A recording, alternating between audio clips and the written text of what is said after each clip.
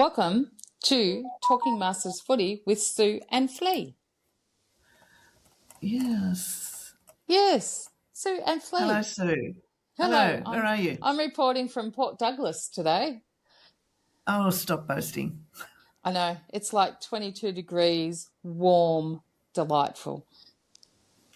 Right. It's actually not that bad here today, but it's not 22.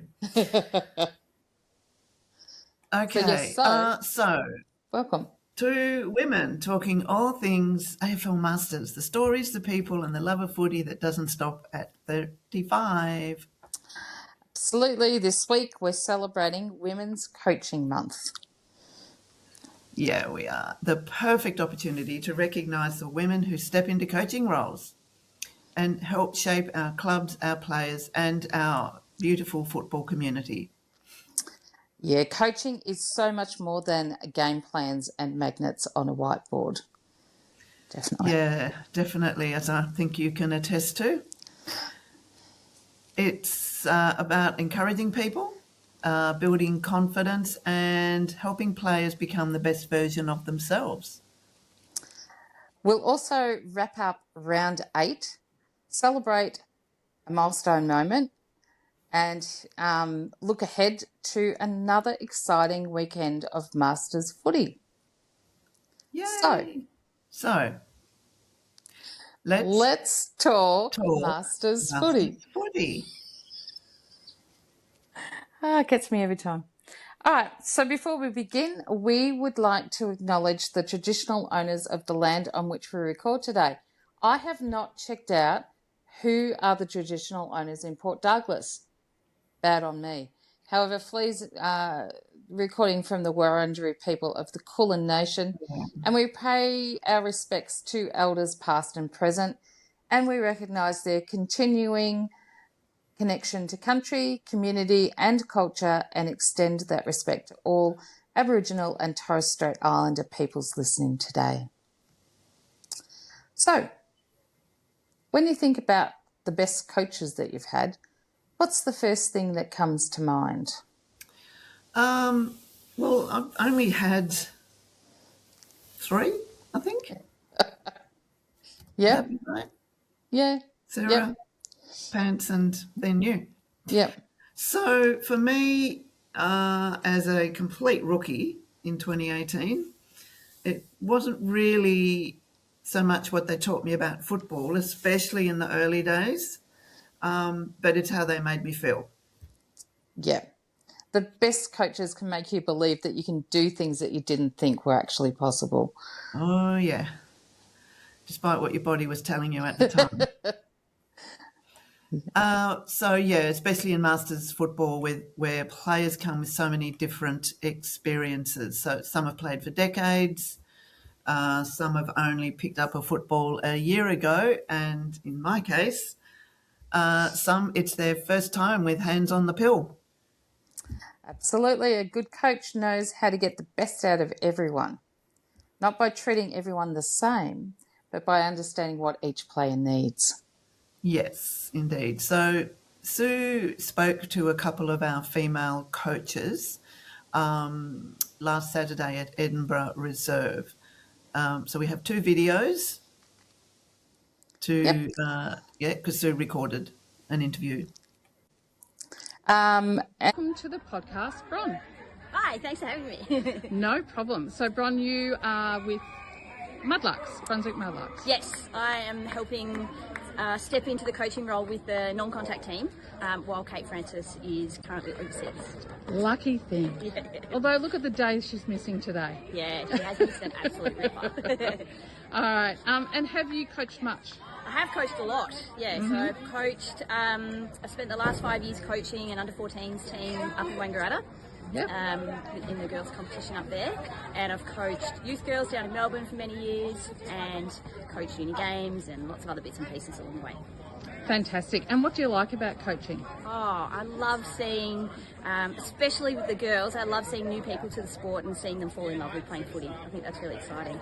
I think that works with juniors and with masters. Oh, absolutely, yeah. No, it's really nice crossover with masters because it's the same. There's a lot of women that haven't played before, haven't had the opportunity, and to see them love the game and to improve every week, it's really exciting. Yep. And when, what am I trying to say? I'm having a lot of tongue-tiedness today. That's okay. And so the bits that you like best about coaching are... Oh, I love, especially seeing people improve. I think that's really exciting. Yep. When you can highlight those little things along the way. It's great to celebrate the goal kickers and the playmakers and all those sorts of things. But just seeing people improve from where they were to where they've developed to, I think that's really, really exciting. And footy, the great thing about footy as opposed to other sports is that there's a role for everyone out on the field, and I think that's really important too. Most definitely. If someone was thinking about stepping into coaching, what would you say? Oh, I'd say give it a go. Yeah, as long as you've got enthusiasm, you love the game, you like working with people, then coaching footy is going to be a really fun experience. Yeah. Absolutely. And you don't need to be the best player either to coach, do you? No, not at all. Not at all. Having a bit of experience helps, but there's so much out there that can help you learn the game as well. So, yeah, no, I think anyone can step into coaching. It doesn't matter whether you've played for a long time or not. Absolutely. And, it can be a good, if your body's not up to playing anymore, step in and help out. Absolutely. And there's lots of spaces for assistant coaches as well, rather than taking on the top job. So, it's a really great space to get into, especially when your playing days might be starting to become limited. But even if you're playing, it's been great I'm still playing, but I'm helping out with the non-contact. So, yeah, there's some great crossover there. Yep, absolutely. Well, thanks for being with us today, Bron. Thank you very much. So, welcome to the podcast. Faye. Nice to be here. So today we have got Faye from Brunswick, Mudlarks, absolutely. And Faye, you are an assistant coach with them, aren't you? Yes, sure am. So how long have you been coaching footy for? Oh, I'm going to say 4 to 5 years now. Yep. Great. And what made you interested in coaching in the first place? I found that in my professional job, I also manage people. Yep. And then it got to a stage where a few years ago, I wanted to challenge myself and go, I wonder if I can manage people on a field, because I got into playing AFL. Yep. Then I realised that I was a better coach than a player. And I actually enjoyed it more as well. It wasn't that a skill level or anything, but it was just, I just enjoyed it more. I really love helping people, get to where they need to be, even in the professional world or on the field stuff. When I see someone get challenged with marking or kicking and then they improve throughout the season, I just love that. I love that. It's a good feeling, isn't it? Yeah, absolutely. And so the things that you get out of it, obviously, is the joy of seeing people improve. Yes. And is that what keeps you coming back each week? 100%. Yeah, it's these players as well. Oh my God, like the way they get around each other. It's our code and we choose to be here. Yep. We pay a registration fee. We turn up to training when it's freezing and it's raining, and then we turn up to game days. And people who risk their bodies, knowing that you've got to go back to work on Monday, and to see everybody get around each other is phenomenal. Every team, yep. Right? And it is exactly these players that just keep me coming back every game. Okay, so if somebody was thinking about getting into coaching, what would you say? Do it. Yep. There is, and you know what? It doesn't even matter if you know the game. If I put myself amongst all the other coaches, I probably have the least experience, playing experience and coaching experience. But what I love is people. And if you want to get into coaching, do it, because if you can inspire people and if you can motivate the masses and genuinely stand up on the stage and rally, 20, 22, 24 players around you towards a common cause, absolutely do it. And then work on your craft later. Yeah, absolutely. Do you have to be the best at it to actually step in and try it? 100%. No, you do not. No, you don't. You just have to take a step forward in that direction. Absolutely. And probably, coaching with someone else who's more experienced, I think is the way to go as a first step as well. Absolutely. Yeah. Get into assistant coaching roles, become a team manager, sit with coaching and the leadership group about how you make decisions on the field, and then watch games and see how that transpires, because again, every single player and every single team is just different, and you'll learn every single day. Yeah, absolutely. And I guess what sometimes I trip over my words, just in case you hadn't noticed. That's okay. I'm here if you need. Yeah, no, good. And what do you think you'll be doing, like, for the next 5 years? You think coaching is where your head is at the moment? Yeah. It's a hobby. It's a beautiful hobby as well, because it's in the season as well. Like, for the next 5 years, 100%. If my family commitments and my work commitments allow it, I will always make the time to turn up to training sessions and turn up to game days, plan, because you also, with coaching, you plan off field. Yeah. When all the players are finished training, you're still developing a game plan. You're still developing rotations, managing player illnesses and all that type of stuff, and then mental welfare as well of the playing team. It's huge, and it's a big responsibility. But I'll be doing this for as long as I can, I reckon. Absolutely. And you touched on mental health there as well. Yeah. I think as a coach, that's actually a big part of 100%. What we do. Yep, 100%. Everything, if it's important to your players, it has to be important to you. You cannot have, as a coach, you cannot have an opinion against somebody's welfare. If it's not okay, a joke is being said and they don't like it, you need to address that. Yeah. So if it matters to your players and it hits them deep, it's got to hit you deep too, because you're the one at the head of it. Yeah, absolutely. Well, thanks for talking to us today. Thank you. And we've got several female coaches across our league making an impact on women playing Masters footy, some of whom we've spoken to before on the podcast. So we've got Chia Savatucci at Williamstown, Belinda Bowie is at Port Melbourne, and we've got Doreen Roberts at Parkside. And there may be a few assistants in there that I haven't quite clocked onto yet. Okay. And also I forgot to mention the two videos from Saturday were Vay and Bron. Yep. Okay. They would have found that out. Yeah. By that point, by the time they've watched, I'll put that in. They've watched the videos and they actually know. Yeah. Yeah, I get you. Okay. But today, we have a special Masters coach to chat to. Our very own Sue Emery, who coaches the non-contact team at Eastern Warriors and the Vic Metro State team. So we're going to dive into the beautiful chaos of grassroots women football. And I'm going to ask Sue some questions. And Sue's going to tumble over her words and try and respond. Okay. So, Sue, what sparked your passion for coaching and how did you find your way to the women's community game? And I'll just put a little bit of extra in here because you also assistant coach a senior women's team. So you can tell us who they are, and in that maybe what do you see as the core differences, or are there core differences in your coaching style? And do you learn or do you take something from one to the other and vice versa? Yeah, absolutely. So I've actually been coaching sport probably since I was about 15. I was the poor bunny that, because I was always playing sport, and I had two younger sisters, and my youngest sister was a bit of a rebel and a bit difficult to manage. So it would always be, hey, Sue, can you coach Kathy's team? So I would end up, I coached her at basketball and softball. I think they're the two main things I coached her at. But I coached a lot of softball when I was younger. I coached basketball. I've coached netball. I coached my daughter's team right through their teen years. That was fun.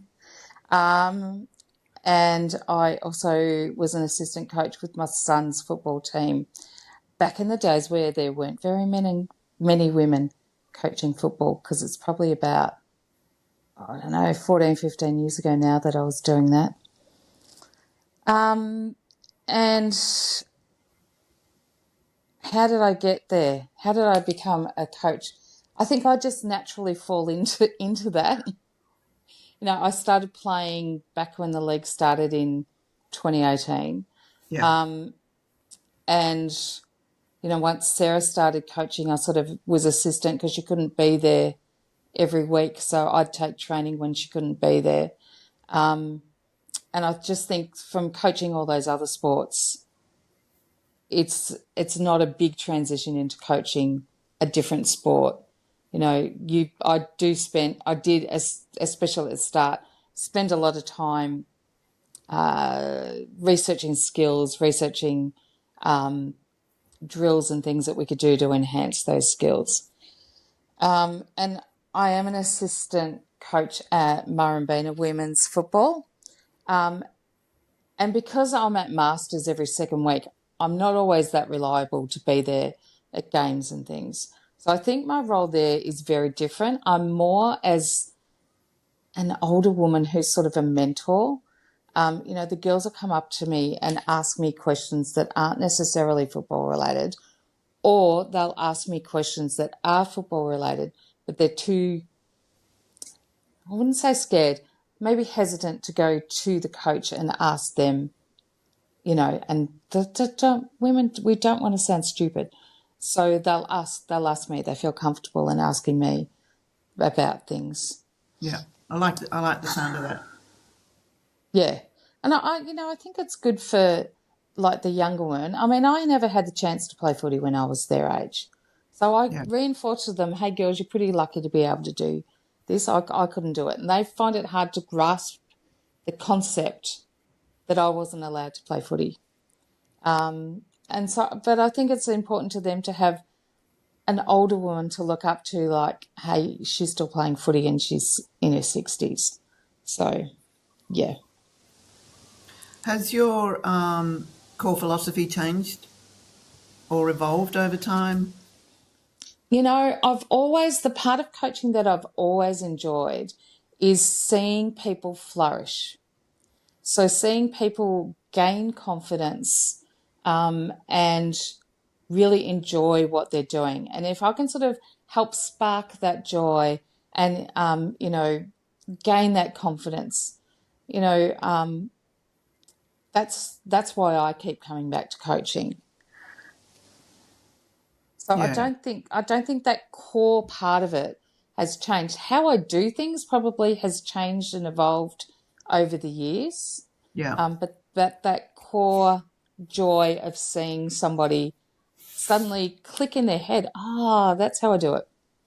Yeah. Or, and when I hear people repeating what I've said because they get it, Sue said, sorry, Sue said, Sue said, this is how we do it. It's not what Sue said. No, but also, they'll pick up, we might be watching the guys play and they go, that ball drop was shocking. Yeah. And I go, look, they've learned. Yeah. So, yeah, little things like that. I'm like, that's cool. Yeah, yeah. And, I think because women's football has grown, substantially since 2018. Yep. When we first started, because we had a male coach, very quickly realised you need to think differently when you're teaching women particularly at your age, whockers, as we were called, women of a certain age, a horrible term, but very quickly realised it's different. It is. I think from what I've seen, because, I've helped coach my son's team, the girls like to see the big picture. If you're describing a drill to them, they'll often won't get it until they see it actually in action and then go, okay, that's what you want me to do. The men are slightly different in that respect. And maybe some of that is because they've been playing football for years.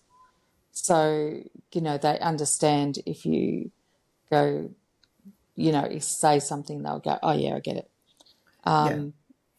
but girls definitely like to see the big picture. And what I also find with women is we like to do things right. So you can't just say you hang onto the ball and you drop it and you kick it. Yeah. Oh, don't That, worry about the fundamentals. Just yeah, shove it on your foot and kick it. It's like, yeah, no. yeah, yeah. No, we want it broken down step by Yeah. step, and we want Yeah. to get it right. Yeah. And So, we've seen that successfully across the league with women coaches, I think, yeah, across the league. yeah, yeah, definitely, definitely. Yeah. Okay, let's lighten it up a little. What's the funniest or most unexpected thing that's happened at a training session this, well, I say this season, but not even this season, I suppose. Anything come to mind? We do laugh a lot at our training. I think the boys get very jealous because we're always having a bit of a laugh. Um, I think one of the funniest drills is we have a football and a tennis ball, and we have to throw the tennis ball up in the air, handball the football to our partner. No, receive the handball from our partner and handball Yep. it back, and then catch the tennis ball Tennis before it ball hits the as it ground. comes down. Yeah, Yeah, yeah, yeah, that's pretty funny to watch and pretty fun yeah, to do as well. But there is a method to it. It's improving hand-eye coordination and reflexes. yeah. One of the things, in the early days, there's a coaching game thing called chaos, Yep. which is not what you were just talking about, but when I look at it, it's just another version. Yeah. Yeah, absolutely. Absolutely. I like chucking in some fun things to do. Make it Yeah. make it fun. Um, can you share a story of a player who you feel completely transformed their confidence Well, through the the team? one that I always go back to, I think, is Sunita. Yeah. So when she comes from an Indian background, was born in India, and didn't know much about footy when she came to us, but came because she was working with Sandra, and Sandra went, "Oh, come and play footy. I've started," and she went, "Sure, okay." Not a clue, but she has improved so much, and her confidence has improved in herself, has Yes. improved so much, that it's just a delight to watch. And what is she doing this year? She's playing carnival this year, Yeah, so yeah, absolutely. yeah, um, I'm excited to see her at Carnival. I think yeah. she'll be blown away. Oh, she's done amazingly at carnival training. Everybody's been really impressed with what she does. Yeah. Yeah. So yeah, Yeah, and then she doesn't ever give up. She's a real no, trier. absolutely, and somehow she manages to mark the ball facing the wrong way most of the time.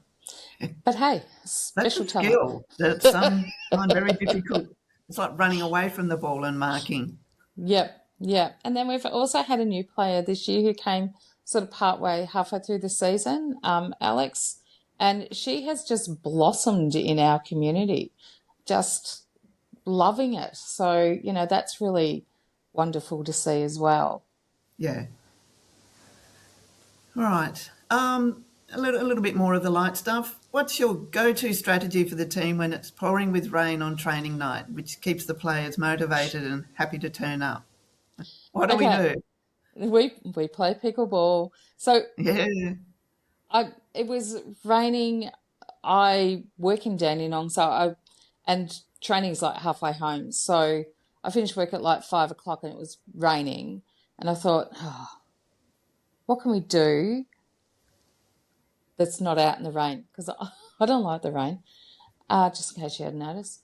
And so I went, Kmart have got pickleball sets. I'll go and get a pickleball set and take that down to training. We can do that instead. And everybody loved it. And then it hasn't rained since. So we haven't had another chance. No. But it's all about hand-eye coordination. Yeah. And we did a teams, we had to take turns in in your team. So, teamwork, communication, hand-eye skills, and fun. And Yeah. the girls were like, that was harder. They're all like, I Well, worked up a sweat doing that. Yeah. the first time you did it, we do it under the pavilion, which is just outside the club room. Yeah. And I was in the club room, and I actually didn't realise you guys were doing it because, I'd been in the canteen, and all the guys were coming in from the change rooms, ready for their post-training meal. And Yeah. all we could hear was this raucous laughter and squealing and cheering wildly all of a sudden. And they're all like, what are the girls doing? What are the girls doing? Like, what's going on? And it became obvious that it was actually quite competitive as well. Oh, yeah. Absolutely. Yeah. Yeah. So now they're begging for rain rather than praying for rain not to happen. Yeah, exactly. Will it rain? Can we play pickleball this week? Yeah. Yeah. All right. Bit more serious question. What's the biggest misconception people have about community women's football, do you That we think? can't play. Yeah. Yeah. That You it know? wouldn't be interesting. It wouldn't be fun. It wouldn't be watchable. Yeah, absolutely. Yeah, but we can play. And even like at the, non-contact footy rush level, the skills are actually quite high. Oh, yeah. And there's a lot of running involved. Yeah. And, you get these runs of team play and, some of the guys watch it and go, oh, God, that's what we need to do in our game. Yeah. And then, the women's games are quite competitive too. You'll have some teams that there's a big difference between, but, Yeah. we get some good close battles as well. So Yeah. they might not end up being very high scoring, those close battles, but it's because it's a close battle. And, Yeah. it's sort of moving from, 150 metre to the back and forth and, sort of like a Yeah. pickleball match. And, with the occasional score. So, yeah. I think, the game we played on Saturday, we were well and truly outscored for, various reasons. The girls were coming off initially feeling a bit frustrated, but at every sort of quarter break, what I liked was constantly reminding them that we're here to have fun. Yep. As our skills have, improved dramatically, we were, trying not to get sucked into what was happening, but remember to just do your thing, stick with your player, and remember to have fun. Yeah. And I was so pleased with how the girls played on Saturday. We scored 3 goals and, our opposition had women in it that had played intra-league the week before. Yeah. And we were able to actually score goals against them. Yeah. So that was actually really pleasing. Yeah. And there was some really good team play by our girls in there. And it showed. yeah, so at the end of the day, that's a win that, Yeah. So yeah. Yeah. All right, just a couple of questions. There's massive momentum in women's football right now. How do you think this growth has impacted participation, interest and support at our club? Like when you think about even the non-contact from 2 years ago. Yeah, we're sort of constantly growing, a couple of people, new people each year, and they're loving it and staying. And the other thing is the girls are staying. We're all getting older and The we're big in our difference 50s and Yes. 60s, some of us, Yeah. but we're staying. Yeah. And enjoy our time together. Yeah. Enjoy being at the club, enjoy our time together, and have a lot of fun doing what we're doing in a really supportive environment as well. So, coaching's not just about the actual skills of football. It's all the other stuff. When you're coaching kids, that are learning, there's lots of stuff there. girls through their teenage years, boys through their teenage years. There's puberty, there's boys and girls and relationships and getting periods and all that sort of stuff. And then you flip over to our end of the scale, Yeah. and it's the opposite. We're all going, people are going through menopause and, having issues. And, so coaching just isn't about the physical skills that we're teaching. It's about dealing with all that other stuff as well. Yeah. And of course, there's a bit of a spectrum there because, I think that was a conversation a couple of weeks ago where a couple of the girls are going into menopause. So they're standing there having not only sweaty but hot flushes. You and I are Exactly. saying, well, we're on the other side of that. What can I give you some advice? Yep, They're absolutely. like, oh, please tell us when will this end? It does end eventually. Yeah, it does. Yep. Yeah. Yep. And I have to say, from a female perspective, not having periods anymore, best thing ever. Yeah, well, that's the first thing that went for me. Rightio. So, all right, what's your ultimate pet peeve on the training track or during a match? What gives you the shit, Sue? What gives me the shits? When people don't pay attention to me. But having said that, they're pretty good at doing that. If I'm talking, they're listening. Yeah. But, I mean, as a coach, that would be probably the most important thing, is that you've got everybody's attention. But that, is how respect works. If they respect what you're doing, they will generally will listen. Yeah.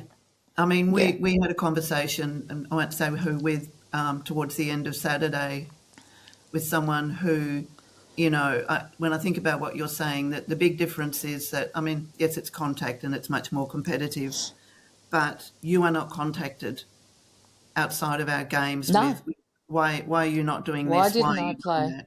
Why? Yeah. Why did that happen? Why did you take me off? I don't agree with this. And I think that shows the respect from the girls to totally trust what you're taking us through. Yeah. Well, and that works both ways, because I've been coaching them for a while. So they understand, that we share the load on the field, and, nobody argues with coming off. So. All right. Well, finally, if I was about to step into my very first coaching role, what piece of advice would you give me, Sue? Okay. I think the best piece of advice would be to find a mentor to work with. Well, I would ask you. Yeah. Yeah. But, stepping into like a head coach role is a big ask. It's big. So, getting some experience as an assistant coach is perfect. And, there's lots of scope for that within women's football. You don't have to be the best at teaching skills and stuff. You will learn that if you've got a good head coach. And, you can adopt, that's the word, adopt, roles that aren't necessarily that head coach role, but, you can help. You might spend a year being on the board helping doing the interchanges. And that's actually a job within itself, especially if you've got like 6 or 8 on the bench. Yeah. Like, trying to make sure that everybody's got some good game time. So there's lots of roles that you can sort of take within that coaching team and learn the craft. And that doesn't mean to say everybody wants to be a head coach. If we had everybody trying to be the head coach, that would be a rather difficult place to be. Yeah. So, being able to assist that head coach is just as important a role. Yeah. Yeah. So it can often be about the team around you as well, and recognising people's skills to help you. Yeah. And sort of, just like when you're a player and you want to learn something, you ask somebody. You ask the coach, "Hey, something's going weird with my ball drop. Can you help me improve it?" If you want to get into coaching, "Hey, I'd really like to get into coaching. Can you help me?" And majority of people say, "Yeah, no worries," because Yeah. the more people you got around helping you, the easier the job is. Yeah. Okay, well, going to wrap that up there. Thanks, Sue. Okay, no worries. Thanks Coach for Sue. interviewing me. Now I will slip back into podcaster Sue. Alrighty. So let's go around the grounds for round 8 results. And our hosts this weekend were Eastern Warriors and Sunbury. So first up, Footy Rush, aka our fabulous non-contact competition, was held at Edinburgh Reserve in Springvale. Game 1, Williamstown 7 goals 10-52 and Brunswick Mudlarks 5 goals 4-34. We had a couple of the Eastern Warrior girls step in and help out Williamstown because they were a little bit short. And then game 2, Eastern Warriors 3 goals straight 18 and Carrum Cowgirls 9 goals 3-67. So, Div 1, the game 1 was at Clark Oval in Sunbury. Port Melbourne 10-8-68 defeated Parkside Spurs 2-1-13. The Port goals were scored by Lisa Walsh 3, Ashlea Wilson 2, Amanda Ventura 2, and 1 each to Susie Karatz, Rhiannon Jacoby and Michelle Lewis. Spurs best were Kirsten Pocock, Kate Nicholson, Sarah Carnivali, Marlene Cordova, Maria Pridham, and the goals were to Kirsten Pocock and good old PP, private player, a goal each apiece. Port put on another strong performance. It took Spurs until the last quarter to get on the scoreboard, and to their credit, they did manage to outscore Port in that quarter, so well done on that. And on to game 2, which was at Edinburgh Reserve. Carrum 1 goal 8 were defeated by Maudie Alec 10 goals 9-69. Carrum best were Jess Wade, Shannon Richards, Courtney Wright, Nikki Chero, Lisa Clevercamp, and their goal went to Carly Cassett. Maudie goals were Jill Chalmers 3, Michaela Cox 3, Megan Timko 2, Amanda Ruta, did I say that right? Dando and Annette Collins both got 1. Another dominant performance by the Div 1 ladder leaders, who remain undefeated after round 8. Maudie Alec mids and backline worked hard to limit Carrum's ability to score. The big question is, will Maudie Alec go into the finals undefeated? Round 10 should be a cracker of a game, with Maudie playing Port Melbourne at the Gather Round in Box Hill North. Yeah, I think I can safely say everybody's waiting to see that. Mm-hmm. Be very well worth a watch. So, game 3 was at Edinburgh Reserve. Box Hill North 1-8 were defeated by Williamstown 5 goals 14-44. Box Hill North, the goal was scored by Kylie Jeffrey. Williamstown goals were Kate Splatt 3 and Jessica Kirkham 1. Williamstown worked hard in the first half to keep Box Hill North scoreless, but in true Masters fashion, Box Hill North came out fighting in the third quarter, winning it 8 points to 3 points. Williamstown were able to get back in the game in the last quarter, running out convincing winners. And so on to Div 2. So game 1 at Clark Oval in Sunbury, Wyndham 1 goal 8. Now that was a score of the day, because I reckon that's the third 1 goal 8 score we've had. I was going to say, have you said that before today? Yes. Yeah. Box Hill North. Either that or I've done some remarkable Box Hill North typos. and Carrum Yeah. had the same scores. Yeah. Anyway, they were defeated by Northside, who managed 3 goals 21. Wyndham goal went to Paula Bunting, and the Northside goals were Rosie Busuttil 2 and Maureen Napoli 1. So it was a hard-fought game between these two teams, which is shown by the low scores. With this win, Northside have consolidated their 4th position on the ladder. And with 2 games to go, they just need to win one of them to ensure that they maintain that position. Yeah. Round 9 sees them face Sunbury in the Battle of the Lions. Sunbury are in 5th spot. They're 6 points behind. So if Northside win that game, they'll definitely be playing finals in 2026. Pressure. Right, so game 2 at Edinburgh Reserve, Peninsula 139. No, it was a 139. Yeah. Rats. Were defeated by Brunswick, 12-6-78. Peninsula's best were Emma Ince, Tina Mellett, Amanda Davidson, Charlene Still, Renee Dunn, and the goal was scored by Renee Dunn. The Brunswick goals, Nadine Lampard 4, Deborah Lochnan 3, Fiona Broon 2, Milenka Visser, Bron McGorlick and Lani Verd all scored 1. I'm taking it. Yep.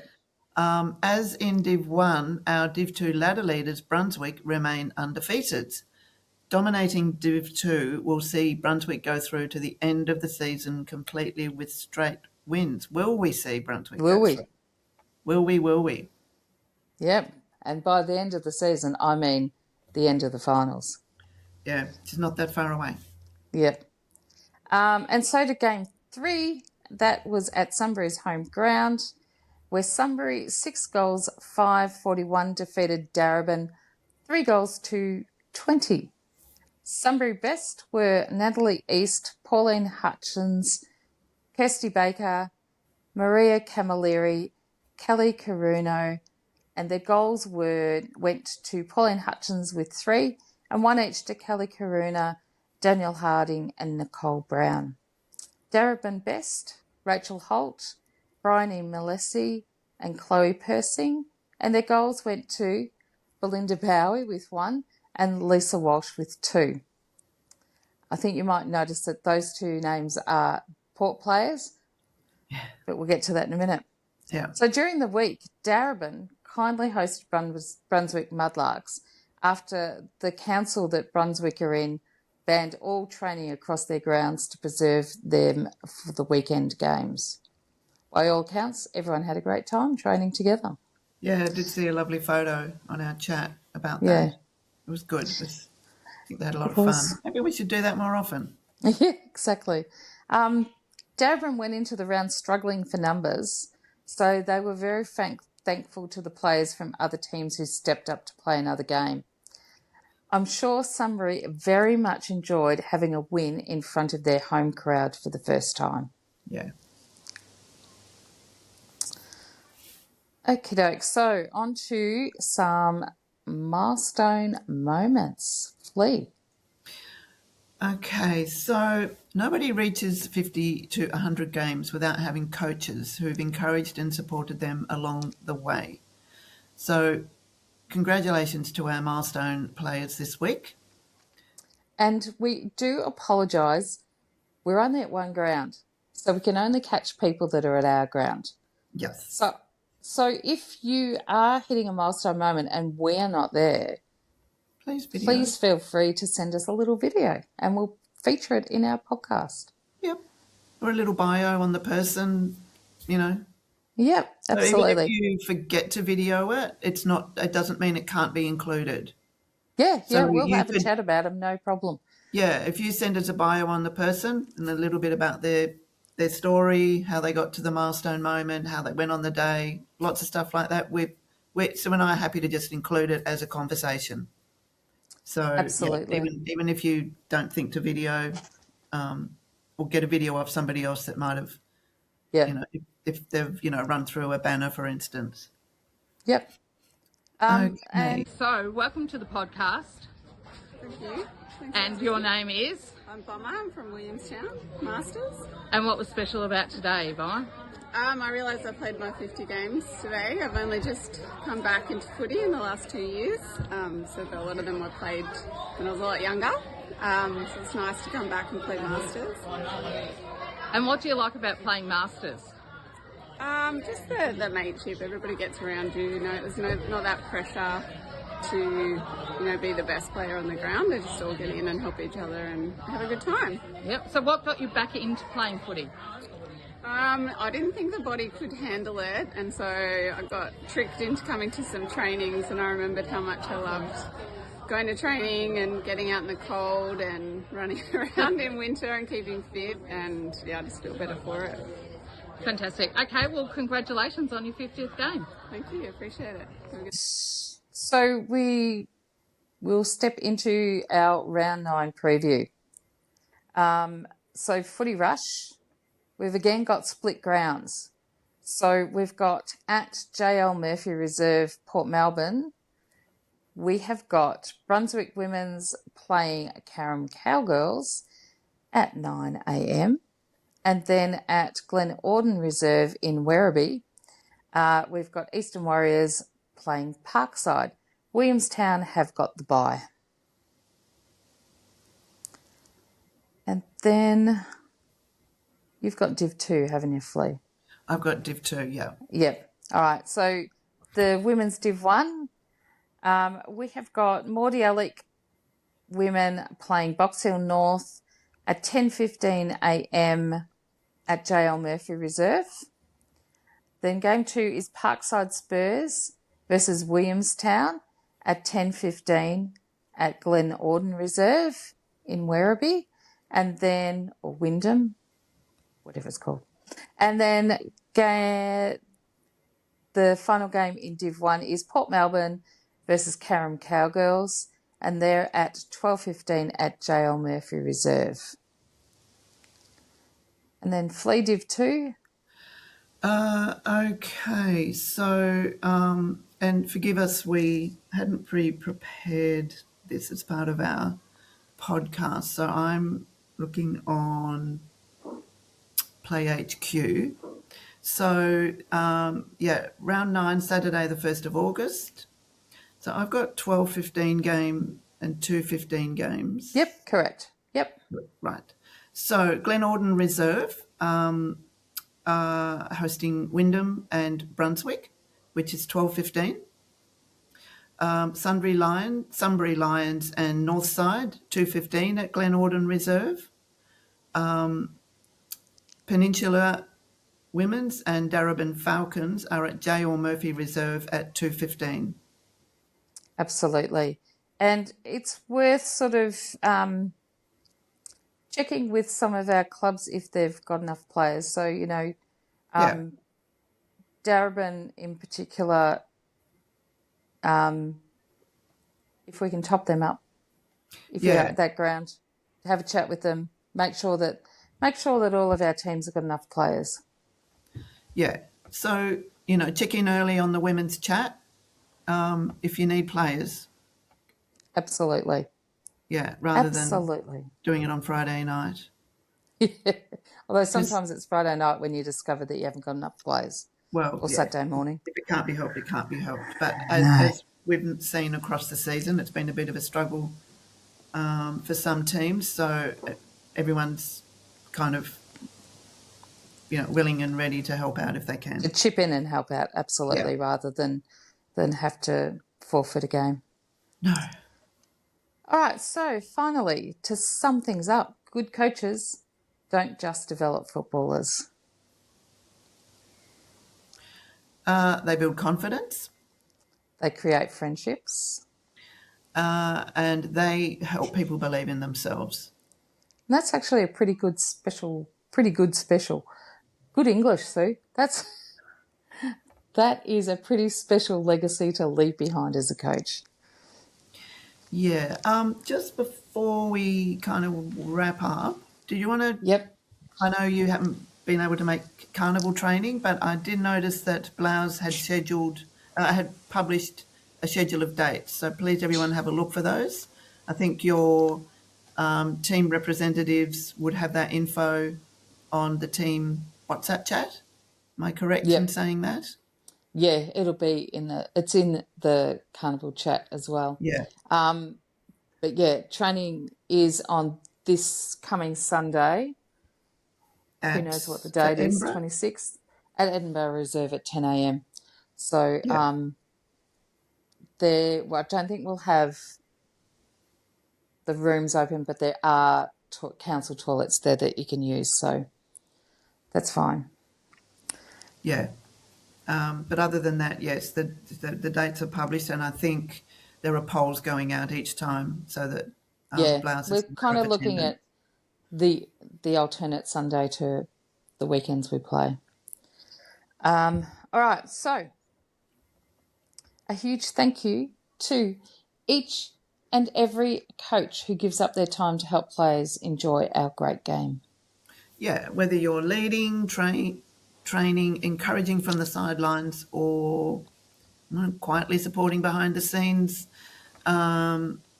we appreciate everything you do, including you. So don't forget, you can send us your game reports, milestone moments.